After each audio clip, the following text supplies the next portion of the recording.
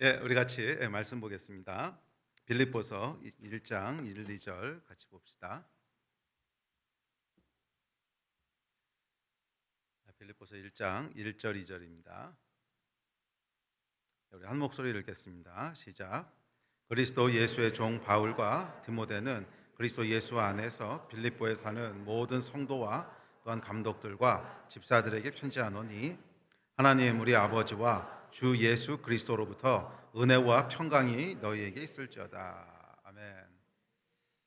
2022년 저에게 주신 말씀은 기쁨입니다. 기쁨이 충만한 한 해가 되시기를 축복합니다. 복음의 시대 정신은 전 기쁨이라고 믿습니다.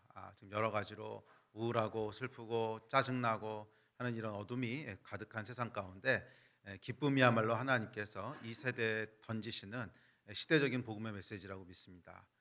저와 여러분 가운데 하늘로부터 임하는 기쁨이 충만할 때 그것이 이 세상을 밝히는 소망이 되고 빛이 되고 또 복음의 능력이 될 것입니다.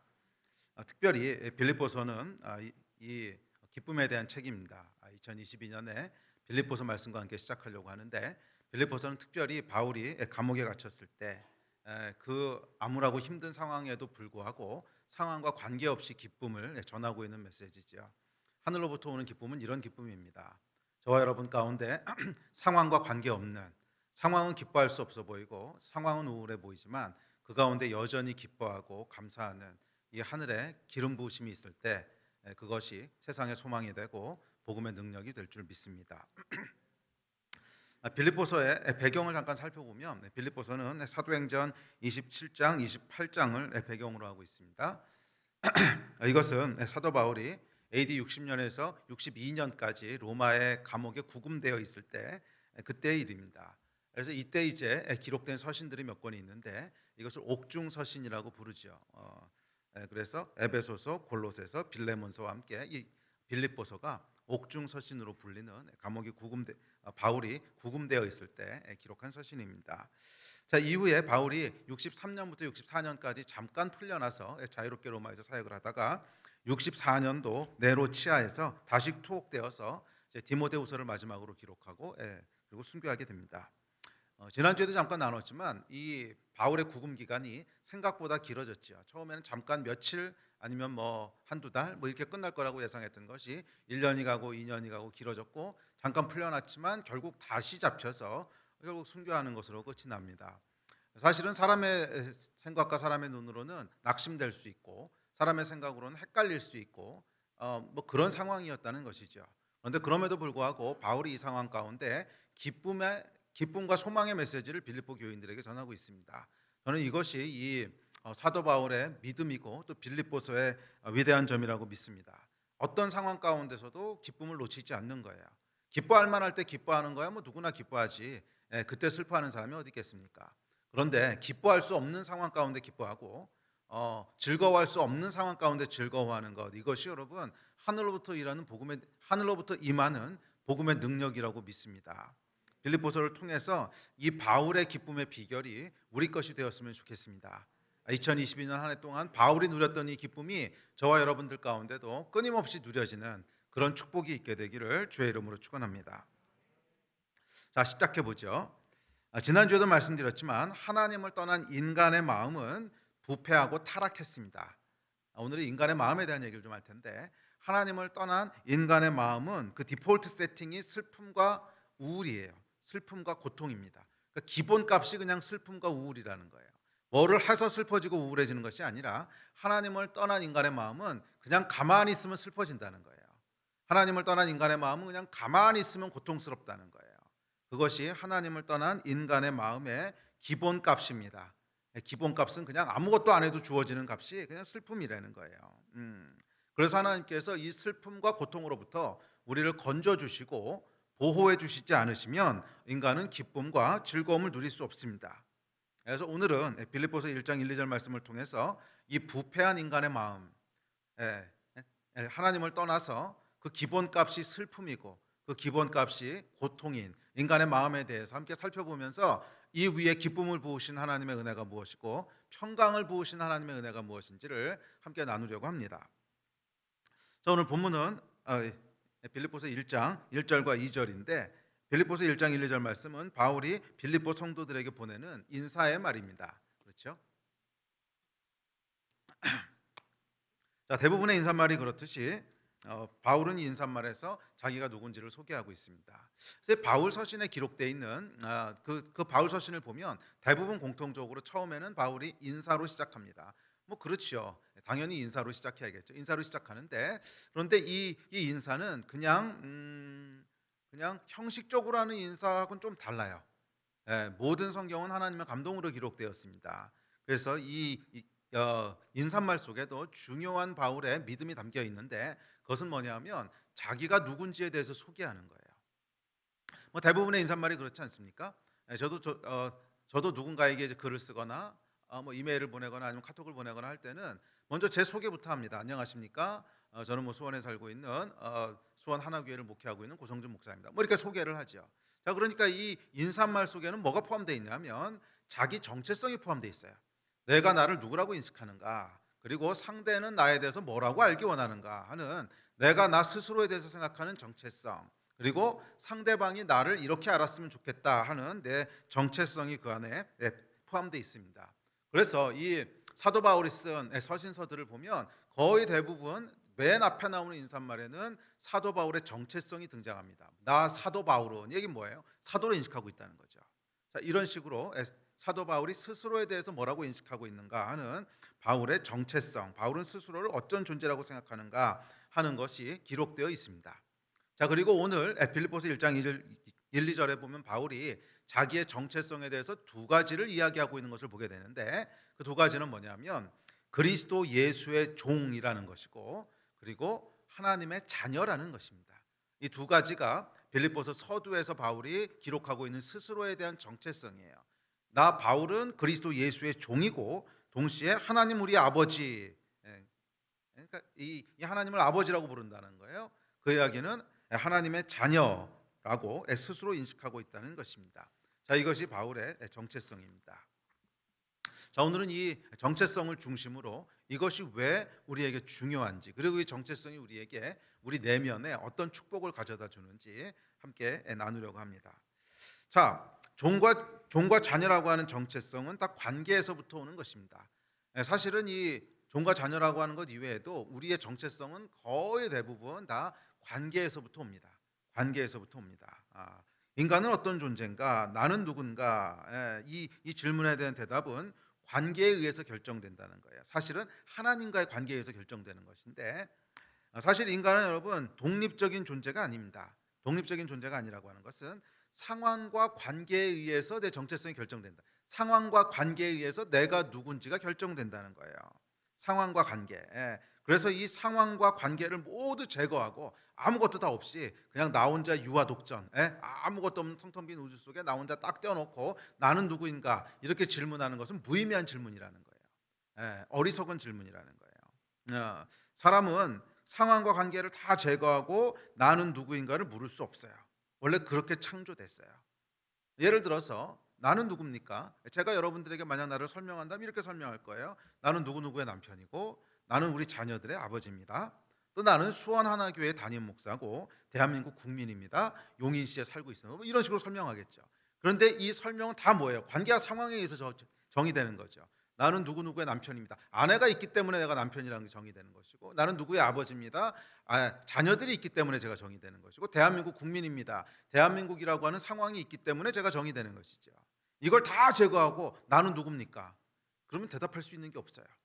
그러니까 사람이 나는 누구인가, 나는 어떤 존재인가라고 하는 나의 정체성은 상황과 관계에 의해서 정의되는 것입니다. 그런 의미에서 상황과 관계는 내 정체성에 좌표를 줍니다. 좀 더 정확하게는 좌표계를 주는 것인데 좌표를 줍니다. 이 좌표 속에서 내 위치가 결정되죠. 좌표가 없으면 나를 정의할 수 없습니다. 내가 어디 있는지 모르는 거예요. 내가 누구인가 하는 것은 이 좌표가 주어져야만 정의가 내려집니다. 그리고 이 좌표계는 한 가지만 제외하고는 다 상대적입니다. 상대적이라고 하는 것은 이런 거예요. 나는 우리 자녀들에겐 아버지지만 우리 아버지에겐 자녀예요. 그러니까 이 관계나 상황에 의해서 정의되는 그럼 나는 아버지도 될 수 있고 아들도 될 수 있고 이제 그렇다는 거죠. 왜 그래요? 좌표가 다르게 주어지면 다른 정체성을 내가 갖게 되는 거죠. 자, 이렇듯이 모든 좌표는 상대적인 좌표입니다. 그런데 한 가지만은 절대적이에요. 그게 뭐냐면 하나님이에요. 하나님이 우리에게 좌표를 주시는데 그 좌표는 뭐냐면 너는 나의 자녀야 하는 좌표를 주세요. 또 하나님이 우리에게 좌표를 주시는데 너는 내 백성이야 이런 좌표를 주세요. 또 하나님이 우리에게 좌표를 주시는데 너는 나의 종이야. 이 좌표는 절대로 변하지 않는 절대적인 좌표라는 거예요. 왜냐하면 하나님은 변하시지 않기 때문에 그래요. 하나님은 변하시지 않기 때문에 하나님과의 관계에서는 이 하나님과의 관계는 시간이 흘러도 조건이 바뀌고 상황이 바뀌어도 바뀌지 않아요. 그래서 하나님이 우리에게 주시는 정체성은 절대적인 정체성이 돼요. 다른 정체성은 다 상대적이에요. 나는 아버지입니다. 아무리 내가 아버지라고 얘기해도 우리 아버지 앞에 가면 더 이상 아버지가 아니에요. 다 상대적인 정체성이죠. 그래서 아들이라는 정체성을 갖게 되잖아요. 그래서 나의 모든 정체성은 다 상대적이고 그렇지만 단 한 가지 예외가 있는데 이 정체성은 바뀌지 않아요. 어디 가도 바뀌지 않고 상황이 바뀌어도 시간이 흘러도 내가 늙어도 죽어도 영원히 바뀌지 않는 그 정체성이 있는데 그건 뭐냐면 하나님과의 관계에서 오는 정체성이에요. 하나님이 좌표를 주시는 정체성이에요.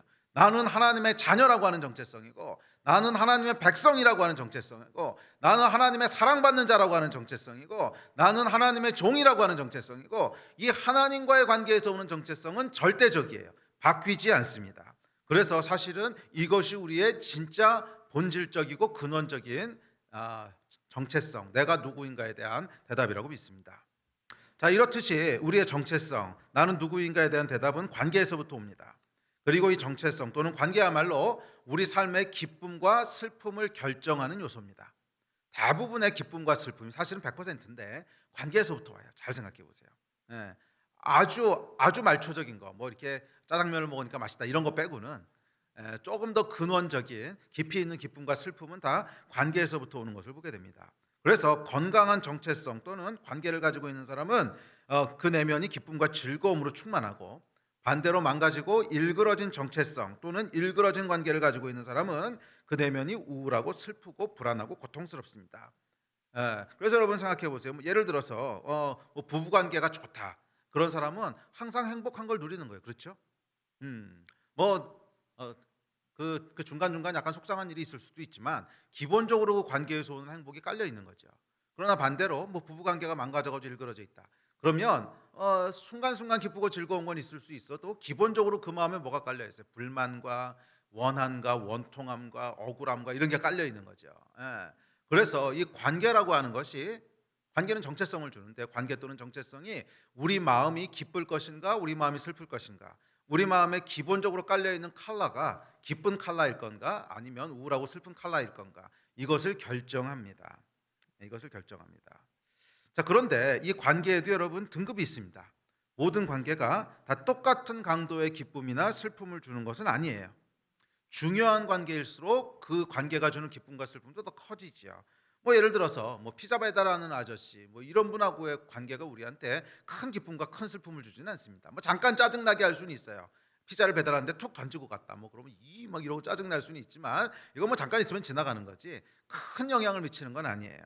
그러나 우리가 중요하게 생각하는 관계, 뭐 배우자와의 관계, 자녀와의 관계, 부모와의 관계 이런 것들은 굉장히 큰 기쁨과 큰 슬픔을 결정합니다. 그렇죠? 뭐 피자 배달 아저씨하고는 비교할 수 없죠.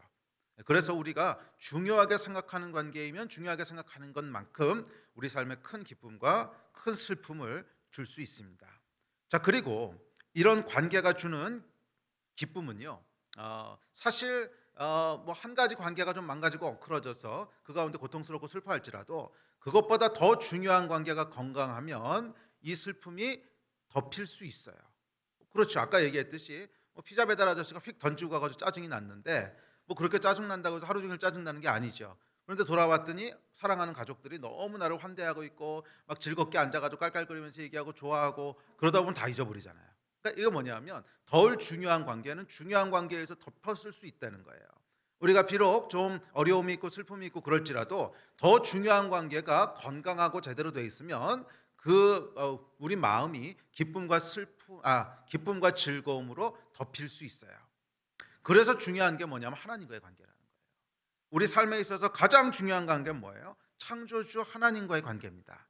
그리고 이 창조주 하나님과의 관계가 건강하고 온전하게 되어 있으면 사실 우리가 이 땅에서 누리는 다른 슬픔과 고통들, 다른 상황이나 다른 관계 때문에 오는 고통들이 하나님이 주시는 기쁨으로 뒤덮일 수 있다는 것입니다. 이게 바울이 누렸던 기쁨이에요. 바울은 지금 상황으로만 봤을 때는 기뻐할 수 있는 상황이 아니지요. 옥에 갇혀 있고 또 주변에 있는 많은 사람들이 바울을 배반하고 떠나고 나중에 보면 그렇잖아요. 그럼에도 불구하고 바울이 여전히 기뻐하고 즐거워할 수 있었던 것은 그들이 주는 관계가 슬프지 않았기 때문이 아니라 바울이 누리고 있던 더 중요한 관계가 있었는데, 가장 근본적이고 큰 관계가 있었는데 하나님과의 관계였다는 거예요. 그리고 이 하나님과의 관계가 바울 마음 가운데 무엇으로도 빼앗을 수 없는, 무엇에도 흔들리지 않는, 어떤 슬픔과 어떤 고통에도 짓눌리지 않는 그런 큰 기쁨을 주었습니다. 이게 여러분 바울의 기쁨의 비밀이었어요. 저와 여러분도 마찬가지입니다. 우리 안에 하나님과의 건강한 관계가 튼튼하게 서 있을 수 있다면 이 땅에서 오는 어떠한 역경도, 어떠한 고난도, 어떠한 슬픔도 다 극복할 수 있어요. 이걸 누리시는 여러분 되시기를 축복합니다. 또한 1절과 2절은 이 두 가지 관계와 더불어서 이 관계가 주는 두 가지 선물을 언급하고 있는데, 그것은 2절에서 얘기하고 있는 은혜와 평강입니다. 은혜와 평강. 그리스도의 종, 하나님의 자녀라고 하는 이 하나님과의 올바른 두 관계는 우리 내면에 두 가지 선물을 줍니다. 그게 은혜와 평강이라는 것입니다. 그래서 오늘은 이 두 가지 신분과 두 가지 선물을 중심으로 인간의 마음이 어떤가, 하나님을 떠난 인간의 마음과 그것을 기쁨으로 구속하신 하나님의 은혜에 대해서 함께 살펴보려고 합니다.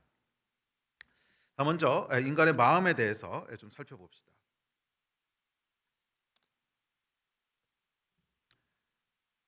여러분, 하나님은 여러분에게 어떤 분이십니까?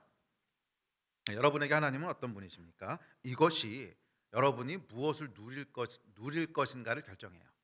나에게 하나님은 어떤 분이신가? 그게 여러분이 무엇을 누릴 것인가를 결정합니다. 바울은 첫째, 이 하나님을 아버지라고 고백하고 있어요. 아버지. 하나님 우리 아버지.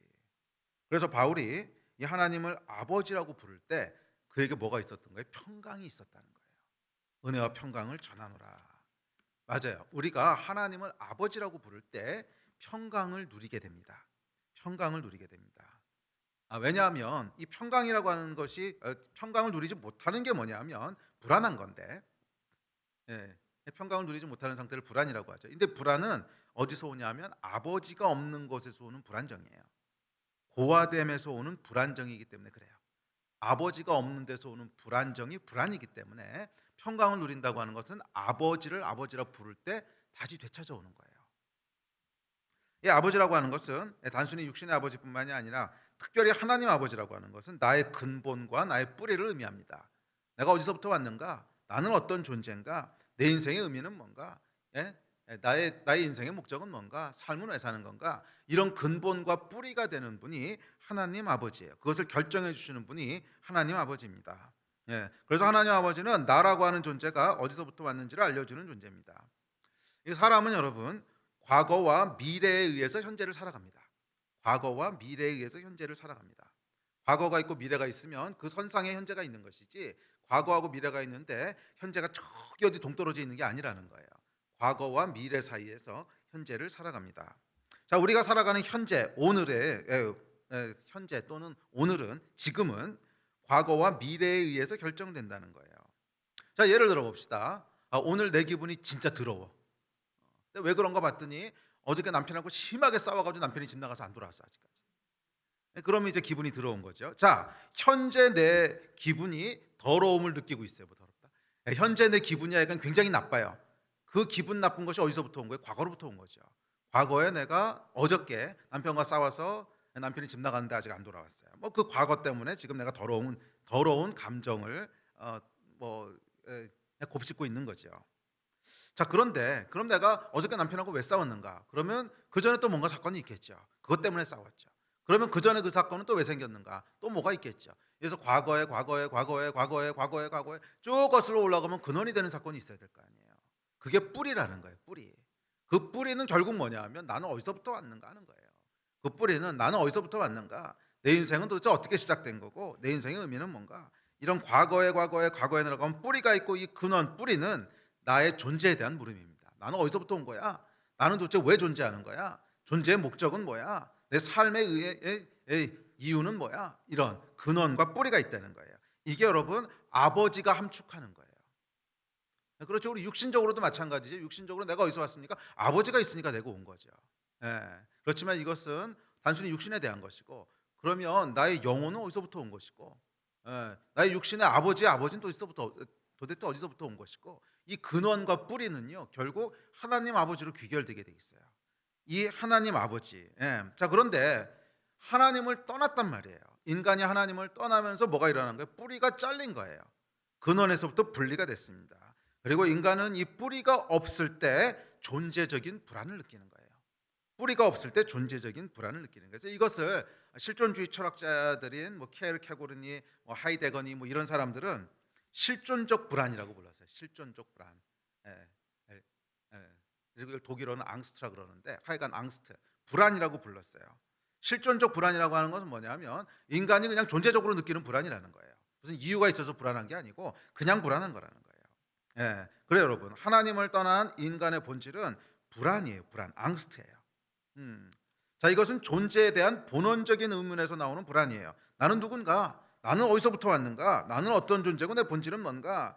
이 존재의 목적은 무언가? 아무리 물어도 대답이 없어요. 아무리 물어도 대답이 없어요. 대답해줄 아버지가 없기 때문에 그렇죠. 그래서 불안해지는 거예요. 사실은 물으면서도 내가 누구에게 묻고 있는지조차 알지 못합니다. 도대체 누구에게 묻고 있는 거지? 나는 어디서부터 왔습니까? 누구에게 물어보는 거지 지금? 누구에게 묻고 있는지도 몰라요. 그리고 아무런 대답도 없습니다. 이 존재에 대한 침묵, 그것이 우리 마음을 불안하게 하는 거예요. 앙스트. 그래요 여러분, 아버지의 부재, 아버지라 부를 존재가 없는 것, 뿌리가 없는 인간은 존재적으로 불안합니다. 존재적으로 불안하다고 하는 것은 그 불안이 내 존재의 일부분이라는 거예요. 그러니까 존재하는 한 어떻게 할 수 없다는 거예요. 불안의 이유가 밖에 있으면 쉬워요. 예를 들어서 오늘 아침에 나오는데 가스불을 까먹고 나온 것 같아. 불안하죠. 그거는 다시 가스불을 확인하고 끄면 불안이 없어져요. 제거할 수가 있어요. 그런데 존재적인 불안이라고 하는 것은 뭐냐면 내 존재의 그냥 일부분이기 때문에 이유가 있어서 불안한 게 아니에요. 그냥 불안한 거예요. 그래서 이거는 제거가 안 돼요. 내가 존재하는 한 계속 불안한 것입니다. 그리고 이 불안의 이유는 뭐냐면 아버지가 없는 고아됨에서 오는 불안이에요. 내 존재에 대해서 대답해 줄 존재가 없어요. 나에 대해서 대답해 줄 존재가 없는 것, 존재가 부재하기 때문에 생기는 불안입니다. 하나님을 떠난 인간은, 고아된 인간은 이 불안으로 인해서 기쁨을 누릴 수 있는 여유가 없어요. 기쁨을 누릴 수 있는 여유가 없어요. 이 존재적인 불안은 일종의 쉼이 없는 거예요. 안식이 없는 거예요. 그래서 하나님을 떠난 인간은 쉴 새 없이 불안의 소음에 휘둘립니다. 마치 쉼 없이 울리는 이명 소리 같아요. 이명 여러분 뭔지 아세요? 저도 이제 이명 증상이 있는데, 이명은 좀 나이가 들고 귀 안에 있는 신경이 약간 망가지면요 그냥 삐 소리가 계속 들리는 거예요. 삐 소리가 계속 들리는데, 이게 어떻게 들리냐면, 혹시 있으신 분은 다 아시겠지만 이게 1년 365일 24시간 1초도 쉬지 않고 들리는 거예요. 그냥 삐 소리가 계속 일정한 주파수가 계속 나는 거예요. 그러니까 저는 검사해 봤더니 1048메가헤르츠인가, 이건 이건 사람마다 다른데, 하여간 고 주파수 소리가 그냥 계속 삐하고 계속 들리는 거예요. 잠시도 끊이지 않고 울립니다. 낮에는 다른 소리들에 묻혀서 인식을 못해요. 그냥 소음 소리도 있고 음악 소리도 나고 문 닫는 소리 이런 것 때문에 안 들리는데, 하여간 밤이 되고 모든 소리가 잠잠해지면 어김없이 들려옵니다. 삐, 일정한 주파수로 365일 24시간 울리고 있습니다. 그리고 하나님을 떠난 인간의 존재적인 불안은 마치 이런 영적인 이명 소리 같아요. 영적인 이명 소리 같아요. 우리 영혼에 잠시도 끊이지 않고 울리는 불안의 소음이 있는 거예요. 삐 하는 소리. 그냥 바쁘게 일상을 살다 보면 일상의 소리들이 일상의 소음들이 만들어내는 소리 때문에 마치 아무 소리도 들리지 않은 것같이 착각하지만, 일상의 소리가 잦아들고 나면 불안의 일정한 주파수 소리는 어김없이 다시 수면 위로 떠오릅니다. 삐. 근데 사실 이렇게 작지 않아요. 삐 하고 굉장히 크게 들리는데. 그것은 여러분 하나님을 떠난 인간 존재가 내는 소리입니다. 존재의 주파수 소리이기 때문에 존재하는 한 피할 수 없어요. 이명은요 여러분 뭐 치유도 잘 안 되더라고요. 이건 피할 수 있는 방법이 없거든요. 귀를 막 막아도 들려요. 귀마개 같은 거 이렇게 막잖아요. 그러면 외부에서 나는 소리는 차단할 수 있는데 이명 소리는 내 안에서 나는 소리이기 때문에 차단이 안 돼요. 귀마개를 막아도 차단이 안 되고 뭐 별짓을 다 해도 차단이 안 돼요. 그냥 다른 큰 소리를 듣는 수밖에는 없어요. 다른 큰 소리를 들어서 잊어버리는 수밖에는 없듯이 우리의 불안이라고 하는 게 이래요. 하나님을 떠난 인간이 느끼는 불안이라고 하는 것이 영적인 이명 소리예요. 계속 소리가 들리고 있는데 잠깐씩 잊어버리기는 해요. 외부에서 들리는 큰 일상의 소리들이 들릴 때 잠깐씩 잊어버리기는 하지만 그냥 소리가 잦아들면 다시 들려요. 삐 하는 소리예요. 이것은 여러분 아버지 없는, 그래서 근원과 뿌리를 상실한 인간이 불안해하는 소리예요. 불안해하는 소리예요. 존재적인 불안입니다. 나는 누구며 어디서부터 왔는지 물어볼 대상조차 상실해버린 이 불안이 만들어내는 소리입니다. 자, 이 소리로 인해서 하나님을 떠난 인간에게는 쉼이 없어요. 쉼이. 시끄러운 음악 소리에서 벗어나면 이 존재적인 이명 소리가 울립니다. 삐 하고. 또 시끄러운 기차 소리에서 벗어나면 어김없이 존재적 이명이 울립니다. 삐. 교회에서 돌아와서 자려고 자리에 누우면 이 존재적 불안의 주파수가 울립니다. 삐. 쉴 수가 없어요. 이 앙스트, 불안이라고 하는 것은 인간에게 쉼, 안식을 앗아가 버렸습니다. 이게 여러분 뿌리를 상실한 불안입니다. 아버지 없음에서 오는 불안입니다. 바울이 하나님을 아버지라 부를 때 그에게 비로소 이명 소리가 그쳤어요. 비로소 그 안에 있던 불안이 그치고 평강이 임하기 시작했습니다. 하나님 아버지 안에 있는 평강, 예수 그리스도 안에 있는 평강이 그의 마음에 비로소 임한 것입니다. 아멘. 이 과거는 여러분 우리에게 불안의 소음소리를 계속 던지고 있어요. 하나님을 아버지로 부를 때만이 여기서 해방될 수 있습니다. 자, 두 번째 불안의 요소가 있는데 두 번째 불안의 소스는 미래입니다. 미래. 자, 오늘 나의 선택이 미래에 어떤 결과를 가져올지 모릅니다. 그러니까 불안한 거죠. 이 키에르케고르가 뭐라 그랬냐면 자유가 불안을 만들어낸다 그랬어요. 불안은 자유 때문에 온다. 무슨 말이냐면 내가 뭔가 선택해야 되기 때문에 불안하다는 거예요. 선택해야 되기 때문에 불안하다는 거예요. 그래서 이 선택할 수 있는 자유가 있기 때문에 불안하다는 것입니다. 내가 이 선택을 하면 어떤 결과가 오지 모르잖아요. 그러니까 불안한 거죠. 아주 쉬운 예를 들어보면 이런 거예요. 짜장면 짬뽕 아주 쉽습니다. 짜장면을 먹으려고 선택을 하면요 불안해요. 왜? 짬뽕이 맛있으면 어떡하지? 짬뽕을 먹으려고 선택하면 불안해. 짜장면이 더 맛있으면 어떡하지? 이게 이제 선택이 있기 때문에 불안. 선택이 없으면 불안할 게 없어요. 오늘은 짜장면으로 통일 딱 정해주면요 평안합니다. 그냥 짜장면 먹으면 돼요.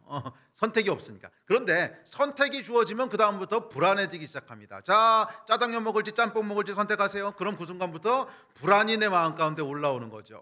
짜장면을 아니야 짬뽕이 맛있을 텐데, 짬뽕 아니야 짜장면이 맛있을 텐데 뭐 이거. 그래서 여러분 이 키에르케고르가 짜장면 짬뽕 얘기를 한 거예요. 자유가 있기 때문에 불안하다는 거예요. 선택할 수 있기 때문에 불안하다는 거예요. 그런데 문제는 뭐냐면 인간을 인간 되게 하는 것은 자유와 선택이거든요. 자유와 선택이 하나도 없으면 인간이 아니에요. 그건 이제 로봇이고 인형이지. 인간이 언제 인간이 되나 보세요. 우리가 자유로이 선택할 수 있을 때 인간이 돼요. 선악과를 주심으로 인간이 된 거예요. 그렇지 않다면 그냥 로봇이고 인형이에요. 아무것도 선택할 수 없다고 생각해 보세요. 여러분이 선택할 수 있는 게 하나도 없어. 그럼 내가 인간이 아니죠. 뭐 죽은 거죠. 선택을 할 수 있기 때문에 살아있는 인간인데 그 인간을 살아있게 하는 선택과 자유 때문에 불안해요. 그러니까 이 불안은 맞아요. 실존적인 불안이에요. 존재적인 불안이에요. 그냥 내가 존재하는 한 불안한 거예요. 인간으로 존재하는 한 불안한 거예요. 이 불안이 끝나려면 죽어야 끝나요. 근데 사실 죽어도 안 끝나요. 왜냐하면 우리가 영생이 있기 때문에 그냥 소멸돼야 끝나는 거예요. 불안이 존재의 일부라는 것입니다.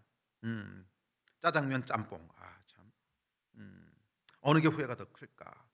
자, 그리고 이 선택이 내 미래에 미칠 영향이 크면 클수록 불안도 커집니다. 사실 짜장면 짬뽕 같은 경우는 그렇게 크지 않아요. 잠깐 불안하다 마는데 이 영향이 크면 클수록 불안도 커져요. 요즘 수능 끝나고 수능 원서 넣으신 분들 있고 부모님들 계시죠. 불안하지 않으셨어요? 여기를 넣으면 저긴 어떻게 되지? 저기가 혹시 빵꾸 나는 거 아니야? 아니야, 그게 이게 더 좋았을 거 아니야? 대학 원서를 넣으시면서 존재적인 불안을 리얼하게 경험하지 않으셨습니까? 근데 정말 죄송하지만 원서 접수 끝났다고 이 불안은 끝나지 않습니다. 여러분이 존재하는 한 정말 그림자처럼 따라다닐 거예요. 존재하는 한 그림자처럼. 하나님을 떠난 인간의 존재의 소리이기 때문에 그렇습니다. 존재하는 한 계속 미래가 주는 불안이 우리를 따라다닙니다. 선택해야 하는 순간마다 수면 위로 올라와서 우리를 괴롭힐 것입니다. 이 미래가 주는 불안을 성경은 염려라고 묘사해요. 염려 또는 두려움이라고 얘기합니다. 과거가 우리에게 불안을 준다면 미래는 우리에게 염려를 줘요. 과거가 우리에게 불안을 준다면 미래는 우리에게 염려를 줍니다. 그리고 이 염려는 누군가가 우리 선택에 대해서 그 결과를 보증해 줘야만 해결돼요. 그래서 이제 인간이 뭐 보험 같은 것도 만들고 그러는데, 사실은 보험이라고 하는 것은 재정적인 것만 책임을 져주지 그 나머지 건 책임 안 져주잖아요. 뭐 건강보험이라고 해서 건강 책임져 주는 거 아닙니다. 뭐 질병 걸린다고 건강보험이 해결해 줍니까? 그냥 돈만 해결해 주는 거죠. 하여간 누군가가 이 선택에 대한 결과를 보증을 해줘야만 해결이 됩니다. 그 선택이 옳아, 너 후회하지 않을 거야, 그 선택이 너에게 기쁨을 줄 거야, 최선이야, 이것을 보증해 주는 존재가 있어야만 이 염려에서부터 벗어날 수 있고, 그렇게 할 수 있는 분은 한 분밖에 없어요. 시간의 창조자. 미래를 알 수 있는 분은 시간을 창조하신 분밖에 없어요. 그래서 시간의 창조자 우리 하나님만이 우리의 미래, 우리의 선택을 보증해 주실 수 있습니다. 그래서 내 선택이 옳아, 너는 괜찮을 거야, 그때 비로소 인간은 미래가 주는 염려에서 벗어날 수 있게 된다는 거예요. 그리고 사도 바울이 나는 그리스도 예수의 종입니다 라고 얘기했을 때 미래에 대한 불안으로부터, 염려로부터 해방된 거예요. 왜? 종은 주인이 보증해 주거든. 종은 주인이 보장해 주기 때문에 그래요. 여러분, 사람은 지음받기를 독립적으로는 존재할 수 없도록 지음받았습니다. 반드시 누군가에게는 의존해서 살아가도록 지음받았는데, 그 누군가는 물론 하나님이십니다. 인간은 하나님께 의존해서 살아가야만 되는 존재고, 그렇게 해서 하나님의 인도하심에 순종할 때 평강을 누리도록 지음받은 거예요. 원래 그렇게 지음받은, 스스로 뭔가를 선택해서 가도록 지음받은 존재가 아니라 하나님께 의존해서 살아가도록 지음받았어요. 하나님의 인도하심을 의존하도록 지음받았고, 인도하심에 순종해서 살아가도록 지음받은 거예요. 그렇게 지음받았을 때 뭐를 누려요? 평강을 누리도록 지음받은 거예요. 그런데 이 하나님으로부터 독립해가지고 내가 내 마음대로 뭔가를 계획하고 내 마음대로 뭔가 선택하려고 하니까 거기서부터 염려가 생기기 시작하는 것입니다. 여러분, 종은요, 결과에 대해서 책임질 필요가 없어요. 그거 아세요? 결과는 시킨 사람이 책임지는 거지. 응? 너 이거 해. 그랬으면 그냥 하면 되는 거지. 그 결과를 종이 책임질 필요가 없습니다. 종은 그냥 해. 그럼 하면 되는 거예요. 평안해요. 평안해. 염려는 누가 하는 거예요? 해도 주인이 하는 거예요. 이게 종이 누리는 복이에요. 뭐 종이라고 하는 것이 이제 부정적인 의미가 아니라 그리스도의 종이라고 했을 땐 종의 긍정적인 면을 얘기하는 건데,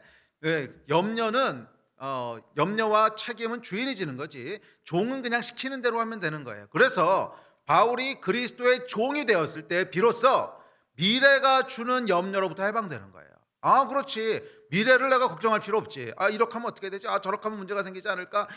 저런 이단들을 내가 처리하지 않으면 하나님의 나라에 큰 문제가 생길 거야. 하여간 별의별 걱정을 바울이 다 하지 않았습니까? 그래서 교회를 핍박하고 스데반을 죽이지요. 자, 그런데 이 바울이 그리스도의 종, 하나님이 종이 됐을 때 비로소 내가 스스로 해야 된다고 하는 염려가 없어진 거예요. 그렇지, 하나님이 하라 그런 거 하면 되지. 하나님이 나를 사도로 부르셨으니까 나는 땅끝까지 복음 전하면 되는 거지. 그 나머지 일은 주인이 책임지시는 거지. 평강이 임하기 시작하는 거예요. 여러분, 인간의 미래가 주는 이 염려로부터 언제 해방될 수 있는지 아십니까? 하나님을 주인으로 모실 때 해방되는 거예요. 하나님을 내 인생의 주권자로 모실 때 해방되는 것입니다. 그리스도의 종 바울은 하나님 우리 아버지 안에서 은혜와 평강을 전하노라. 할렐루야. 그리스도 예수의 종 바울은 하나님 안에서 은혜와 평강을 전하노라. 이게 여러분 빌립보서의 메시지입니다. 내가 내 삶의 주인이 된 것이 아니라 하나님이 내 삶의 주인이 되셨을 때, 그래서 하나님께 내 인생을 전적으로 의탁하고 순종했을 때 미래가 주는, 선택이 주는 불안과 염려로부터 자유케 됐다는 거예요. 평강이 임한 것입니다. 이게 여러분 바울이 누렸던 기쁨의 비결입니다. 하나님을 주인으로 모실 때 우리는 미래가 주는 염려와 두려움에서 벗어나 평강을 누리게 되는 은혜가 있는 줄 믿습니다. 저는 원래 선천적으로 굉장히 생각이 많은 사람이었습니다. 뭐 지금도 생각이 많아요. 굉장히 생각이 많은 사람입니다. 제 MBTI가 INTJ인데요. 이 INTJ는 원래 생각이 많은 사람이래요. 예. 그래서 저는 이제 제가 좀 이렇게 특별히 예민한가 그랬는데 유튜브를 보다가 위로를 많이 받았습니다. INTJ의 특징을 보니까 너무 나야. 그래서 이거 원래 그런 거구나. 네, 그렇게 만드셨구나. 그러니까 생각이 굉장히 많은데 그 특징 중에 하나가 뭐냐면 뭐 하나 선택하기 위해서는 가능한 모든 경우를 다 검토해야 되는 거예요. 이게 이제 NT들의 특징인데 뭐 하나 선택하려면 가능한 모든 경우를 전부 다 검토해야 돼요. 거기다가 저는 또 수학도 전공할 때 이 분류학을 전공했거든요. 토폴로지라고 하는 게 이제 분류하는 거예요. 모든 도형을 하나도 빠지지 않고 다 분류해야 되는 거예요. 하나 빠지면 틀리는 거예요. 그러니까 이게 이제 불치병이 됐어요. 불치병이 돼가지고서 모든 프로세스가 다 그런 식으로 진행돼요. 하나라도 빠지면 안 되고 모든 가능성을 다 검토한 다음에 그 중에서 최선의 것을 선택하는데 그러고도 불안하니까 플랜 B하고 C를 만듭니다. 그러니까 이 평강이 없지 얼마나 불안하겠어요. 선택 하나에 서 이렇게 불안한데. 예. 그래서 심지어 작은 물건 하나를 사려고 해도 이 프로세스가 예외가 없어요. 예를 들어 집사람이 그 집사람이 1, 2주 전에 그 침대 협탁을 하나 삽시다 그랬어요. 뭐 협탁 뭐 얼마 안 하는 거니까 그거 하나 삽시다. 오케이 사자고. 그래가지고 인터넷 검색을 했습니다. 이렇게 보니까 협탁들이 여러 가지가 있어요. 근데 이게 한 10페이지 정도 집사람이 검색하더니 한 페이지에 한 10개 정도 상품이 나오는데 한 10페이지 정도 검색하더니 이거로 하자는 거예요. 그래서 제가 아니 얼마나 검색했다고 그걸 벌써 정해? 집사람이 10페이지나 봤잖아. 그래서 에이 10페이지 보고 정하는 게 어디냐고 이리 내놓으라고. 적어도 100페이지는 봐야지. 근데 웃으시지만 전 진짜 100페이지 보거든요. 정말 100페이지를 보지 않으면 불안한 거예요. 이거보다 더 좋은 게 있었으면 어떡하지? 이게 최선의 선택이 아니었으면 어떡하지? 자, 그래서 아직도 못 샀습니다. 제게는 여러분이 존재론적인 불안이 있어요. 선택이 많으면 많을수록 더 불안해지는 이상한 병. 자유가 주어지면 주어진 만큼 불안해지는 불치병이 있습니다. 근데 이게 뭐예요, 여러분? 하나님을 떠난 인간의 마음이에요. 하나님을 떠난 인간의 마음. 근데 뭐 그까지 협탁이야 뭐 그냥 아무거나 사도 되는데. 자, 그런데 저는요 정말 예수 믿고 나서 구원받았습니다. 진짜 구원받았어요. 예전과는 비교할 수 없는 평강을 누립니다. 뭐 가끔가다 이런 병이 도져가지고 협탁 사느라고 100페이지 뒤지고 있지만 정말 요즘은 웬만하면 그냥 아유 하나님이 알아서 하셔 이러고 끝내요. 정말 웬만하면 이거 하나님이 알아서 하셔. 그리고 끝내요. 그러니까 주변에서 이거 큰일 나지 이거 어떡하죠 그럼 아유 냅둬 하나님이 알아서 하셔. 그러고 끝내요. 이게 원래 여러분 제 본성은 아니에요. 제 본성은 협탁 하나 사느라고 10,000개를 뒤지는 사람입니다. 10,000개가 아니죠. 100페이지면 1,000개죠. 1,000개를 뒤지는 사람인데 요즘은 얼마나 편한지 그냥 뭐 웬만큼 무슨 일이 있어도 에휴 하나님이 알아서 하셔. 내가 염려하고 고민해야 될 건 딱 하나예요. 혹시 불순종하고 있는 거 아닌가. 하나님 눈치만 보면 돼요. 내 주인의 의중만 살피면 되지. 뭐 이 선택이 어떤 결과를 가져올까, 더 좋은 선택이 있지 않았을까. 요즘 그런 걱정 안 합니다. 정말 안 해요. 그냥 딱 선택했으면은 하나님이 그렇게 하라 그러셨으면 끝이야. 그러고 그냥 하는 거예요. 얼마나 평안한지 모르겠어요. 얼마나. 그리고 설령 실수로 불순종했다 그래도 두 번째 카드가 있잖아요. 은혜와 평강이라며요. 은혜로 하나님께서 또 다시 회복할 수 있는 기회를 주시더라고요. 한 번 실수했다고 끝 이러시는 분이 아니에요. 2번, 3번 기회를 주셔서 최고로 좋은 것을 주시는 분이시기 때문에 요즘은 정말 마음이 옛날과는 비교할 수 없는 평강을 누립니다. 그냥 웬만한 거는 에휴 주님이 알아서 하셔 끝. 이게 평강인 줄 믿습니다. 뭐 아직도 부족하기는 해요. 그래서 아직 협탁도 못 샀잖아요. 그럼에도 불구하고 예전과는 비교할 수 없는 평강을 누리고 있습니다. 어떻게? 하나님을 주인으로 모심으로. 예수 그리스도의 종 나 고목사는 은혜와 평강을 전하노라. 이게 제 간증이고 메시지입니다. 예수 그리스도의 종 나 고성주는 은혜와 평강을 전하노라. 이게 여러분 제 간증이고 메시지입니다. 제가 평안할 수 있다면 여러분 다 평안할 수 있어요. 정말이에요. 제가 평안할 수 있다면 여러분 다 평안할 수 있어요. 저 생각 아주 복잡해요. 그래도 평강을 누릴 수 있어요. 할렐루야. 미래로부터 자유로울 수 있습니다. 아멘. 여러분 인간은 과거와 미래 사이에서 현재를 살아갑니다. 현재 우리가 느끼고 있는 기쁨 또는 반대로 슬픔, 그것은 다 과거와 미래로부터 결정됩니다. 현재는 이 과거와 미래가 주는 감정들을 담아내는 그릇이에요. 그 그릇에 무엇이 담길까를 결정하는 것은 과거와 미래입니다. 물론 현재가 주는 고통도 있기는 해요. 근데 그건 다 육체적인 고통과 육체적인 기쁨이에요. 그 바늘로 여기를 찌르면 아프죠. 아야 하고 느끼는 그 현재가 느끼는 고통인데, 이거는 그냥 육체가 느끼는 고통이죠. 또 우리가 맛있는 음식을 먹으면 맛있어 기쁨을 느끼지만, 그것은 그냥 육체가 느끼는 기쁨이죠. 우리의 마음과 우리의 영혼이 느끼는 기쁨 또는 슬픔은 다 과거와 미래에 의해서 결정돼요. 육체는 그냥 현재만을 느낄 뿐이에요. 현재만을. 자, 그런데 이 과거와, 그런 의미에서 지금 현재의 나는 과거와 미래에 의해서 무언가를 느끼고 있는 존재입니다. 내 현재의 감정을 결정한다는 것입니다. 과거와 미래가 어떠냐에 따라서 내가 지금 어떤 것을 누리고 있느냐가 결정되는 것이죠. 자, 그런데 불행하게도 하나님을 떠난 인간의 과거는 존재의 뿌리가 단절됨으로 인해 현재를 불안으로, 앙스트로 채웁니다. 아버지 없는 고아됨에서 생긴 불안이죠. 불행하게도 하나님을 떠난 인간은 미래를 알 수 없기에 미래의 불확실성으로 인해 현재를 염려와 두려움으로 채웁니다. 이게 주인 없음으로 인한 염려입니다. 이 뿌리가 없음에서 오는 과거가 주는 이 불안, 앙스트는요, 영의 고통입니다. 영. 이게 이유를 잘 설명할 수 없어요. 그냥 존재적인 불안이거든요. 그러니까 우리 혼이 뭐를 이해하고 혼이 뭔가를 걱정해서 나오는 것이 아니라 그냥 존재적으로 불안한 거예요. 하나님으로부터 분리됐기 때문에 그냥 오는 불안이에요. 반면 미래가 주는 염려는요, 혼이 염려하는 것입니다. 그렇죠. 혼이 계속 머리가 돌아가는 거죠. 이렇게 되면 어떡하지? 저거 선택해도 안 되면 어떡하지? 이거보다 더 좋은 협탁이 있으면 어떡하지? 이 협탁이 더 싸게 파는 데가 있으면 어떡하지? 계속 혼이 돌아가는 거죠. 그래서 이 마음이 쉬지 못하는 거예요. 쉼이 없는 거죠. 이 염려는 혼이 느끼는 고통입니다. 또 육체는 지금 현재 느껴지는 고통들을 느끼고 있습니다. 그 이야기는 뭐냐면 인간의 영혼 육이, 그러니까 하나님을 떠난 인간의 영혼 육이 다 기쁨을 누릴 수 없는 장애들이 있다는 거예요. 그리고 이 장애를 넘어서지 않으면, 영과 혼과 육의 장애를 넘어서지 않는 한 인간은 기쁨을 누릴 수가 없어요. 그게 하나님을 떠난 인간의 운명입니다. 기쁨을 누릴 수 없다는 거예요.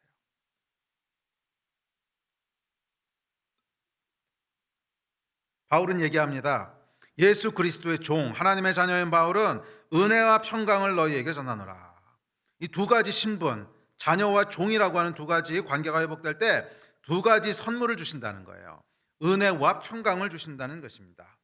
하나님을 아버지라 부르는 순간 우리의 과거가 구속함을 받습니다. 고아됨으로 인해, 뿌리가 잘림으로 인해 끊임없이 불안의 소리, 불안의 이명을 일으키던 과거가 이제 구속함을 입어서 새로운 소리를 내기 시작합니다. 그것은 평강의 소리입니다. 그것은 기쁨의 소리입니다. 너는 하나님의 자녀야. 너는 하나님의 사랑하는 백성이야. 너를 창조한 분이 계셔. 네 인생에는 목적이 있어. 너는 우연히 던져진 존재가 아니야. 너는 실수로 이 땅에 존재하는 것이 아니야. 너를 만드신 분이 계시고, 너를 사랑하는 분이 계시고, 너를 향해 최고의 계획을 가지고 계신 분이 계시고, 너를 복주는 분이 계셔. 너를 향한 하나님의 계획이 있어. 너는 복을 누릴 존재야. 너는 기쁨을 누릴 존재를 타고난 자야. 구속함을 입은 과거가 새로운 소리를 내기 시작합니다. 그러니까 기뻐해. 그러니까 즐거워해. 너는 하나님의 존귀한 자야. 너는 하나님의 존귀한 성도야. 기뻐하고 즐거워하라. 기뻐하고 즐거워하라. 불안의 이명 소리를 내던 우리의 타락한 과거가 구속함을 입어서 이제 새로운 소리를 내는 거예요. 기쁨과 즐거움을 선포하는 것입니다. 할렐루야. 미래도 마찬가지입니다. 바울이 하나님을 나의 주인이라 부르는 순간 미래가 구속함을 입었어요. 바울이 아버지라 부르는 순간 과거가 구속함을 입었듯이 바울이 하나님을 주인으로 모시는 순간 미래가 구속함을 입습니다. 선택의 결과를 알 수 없음으로 인해 끊임없이 염려와 두려움을 일으키던 미래가 새로운 소리를 내기 시작합니다. 구속함을 입고 새로운 소리를 내기 시작합니다. 그것은 평강의 소리고 그것은 안식의 소리입니다. 안심해, 안식해. 하나님이 책임지셔. 불안해하지 마. 하나님이 너와 함께 하셔. 두려워하지 말라. 내가 너와 함께 하리라. 너의 미래는 안전할 거야. 너의 미래는 찬란할 거야. 너의 미래는 아름다울 거야. 너의 미래는 더 이상 좋을 수 없을 만큼 좋을 거야. 너의 미래는 더 이상 완전할 수 없을 만큼 완전할 거야. 안심해, 안식해. 하나님이 너와 함께 하시고 하나님이 너의 미래를 붙잡고 계시고 하나님이 너의 인생을 책임지고 계셔. 어둠의 소리에 귀를 기울이지 마. 결과는 하나님이 붙잡으실 거야. 그분이 너의 주인이시고 그분이 너의 삶을 책임지는 분이셔. 기뻐하라. 안식하라. 안심하라. 그래서 부활하신 예수께서 그러셨잖아요. 내가 너에게 평강을 주노라. 피스, 평화를 주노라. 아멘. 계속 염려와 불안의 소리를 만들어내던 타락한 미래가 예수 그리스도를 주인으로 고백하는 순간 구속함을 입어 새로운 소리를 내는 거예요. 그것은 안식의 소리고, 그것은 평화의 소리고, 그것은 평강의 소리인 줄 믿습니다. 할렐루야. 이게 여러분 바울이 누렸던 기쁨의 진짜 비결이에요. 하나님을 아버지로 모시고 하나님을 주인으로 모실 때 그의 삶 가운데 은혜와 평강이 주어졌습니다. 이 은혜와 평강이 2022년 한 해 여러분의 것이 되시기를 주의 이름으로 축원합니다. 예배팀 앞으로 나오십시오. 성경은 여러분 하나님을 떠난 인간을 사냥꾼의 올무에 걸린 새다 이렇게 표현합니다. 시편 124편에 보면 사냥꾼의 올무에 124편 7절에 보면 하나님의 올무에 걸린 새래요. 이야기는 뭐냐면 이 사냥꾼의 덫 올무에 걸린 새는 무슨 짓을 해도 빠져나갈 수가 없습니다. 딱 걸리면은요 혼자 힘으로 무슨 짓을 해도 빠져나갈 수가 없어요. 사람이 그렇다는 거예요. 하나님을 떠난 인간의 고통은 올무 같아서 이 하나님을 떠난 인간은 불안과 염려라고 하는 올무에서 벗어날 수 없습니다. 이 고통의 올무에서 벗어나는 것이 얼마나 불가능한지 철학자들은 이것을 존재론적 불안이라고 했어요. 그러니까 이 철학자들이 예수 믿는 사람은 아니죠. 뭐 케르케고르는 크리스찬이었지만 뭐 하이데거나 이런 사람은 크리스찬은 아닌데 하여간 인간의 마음을 깊게 들여다보니까 병들었다는 거예요. 관찰해 보니까 정상이 아니더라는 거예요. 인간의 존재를 깊게 들여다보니까 뭔지 모르겠는데 그냥 불안해하고 있더라는 거예요. 그래서 이 사람들은 이것을 뭐 자유가 주는 불안이다 이렇게 설명을 했는데 왜냐하면 혼으로밖에 이해 못하니까. 과거 쪽은 설명을 별로 안 했어요. 과거 쪽은 키에르케고르는 과거에 대한 얘기를 좀 해요. 하나님으로부터 단절된 것에 대한 얘기를 하는데 뭐 다른 실존주의 철학자들은 미래에 대한 얘기를 많이 합니다. 선택이 주는 불안이다 이렇게 얘기하는데 왜냐하면 그건 혼에 속한 고통이거든. 영에 속한 고통은 인지를 못하는 거죠. 사실은 뿌리가 잘린 데서 오는 불안이 함께 있는 거거든요. 뿌리가 잘린 데서 오는 불안, 미래에 대한 염려, 그것이 우리를 계속 불안하게 하는데 사냥꾼의 올무라는 거예요. 벗어날 능력이 없다는 것입니다. 그래서 은혜가 필요한 거예요. 그래서 구원이 필요한 거예요. 사람은 여러분 과거가 주는 고아의 불안에서 스스로 벗어날 수 있습니까? 없습니다. 그래서 하나님의 은혜가 필요합니다. 사람이 여러분 미래가 주는 염려에서 벗어날 수 있습니까? 없습니다. 미래를 모르니까요. 그래서 우리는 은혜가 필요합니다. 사람이 현재 겪고 있는 고통으로부터 벗어날 수 있습니까? 없습니다. 만약 벗어날 수 있다면 벌써 벗어났지 왜 그 고통 가운데 계세요? 그래서 은혜가 필요합니다. 우리는 여러분 은혜가 필요한 존재예요. 시편 이렇게 얘기합니다. 우리 시편 같이 읽을까요? 시작. 우리의 영혼이 사냥꾼의 올무에서 벗어난 새같이 되었나니 올무가 끊어짐으로 우리가 벗어났도다. 할렐루야. 하나님께서는 올무를 끊으시는 분이라는 거예요. 고통의 올무를 끊으시고 우리에게 평강을 주시는 분이십니다. 이게 여러분 은혜입니다. 이게 은혜입니다. 우리는 은혜가 필요해요. 과거가 구속되고 미래가 구속되는 은혜가 필요합니다. 우리는 과거가 주는 올무, 미래가 붙잡고 있는 이 불안과 염려의 올무에 마치 사냥꾼의 올무에 매여 있는 갇혀 있는 새 같은 존재인데 여기서부터 벗어나기 위해서는 은혜가 필요하다는 거예요. 그리고 하나님께서는 이 올무를 푸시는 분이십니다. 올무를 끊으시는 분이십니다. 그리고 하나님께서 이 올무를 끊으실 때 우리에게 비로소 평강이 역사하기 시작하는 줄 믿습니다. 이 평강이라는 여러분 우리를 묶고 있는 불안과 염려의 올무에서 벗어난 결과예요. 그리고 이 평강이 있을 때만 인간은 기쁨을 누릴 수 있습니다. 뭐 계속 불안한데 어떻게 기쁘겠어요? 평강은 기쁨의 기초입니다. 그러나 기뻐하십시오. 하나님께서 여러분의 아버지가 되시고 하나님께서 우리의 주인이 되셨어요. 그래서 우리의 과거를 구속하시고 우리의 미래를 구속하십니다. 우리의 불안을 평안으로 바꾸시고 우리의 염려를 즐거움으로 바꾸십니다. 우리를 사냥꾼의 올무에서 자유케 하시는 분이세요. 이 하나님의 평강이 2022년 한 해 동안 아니 평생 동안 여러분과 함께 하시기를 축원합니다.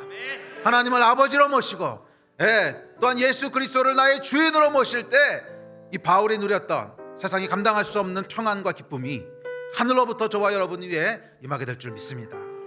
이 복이 임하는 여러분 되시기를 주의 이름으로 축원합니다. 아멘. 우리 자리에서 일어나서 기도합시다.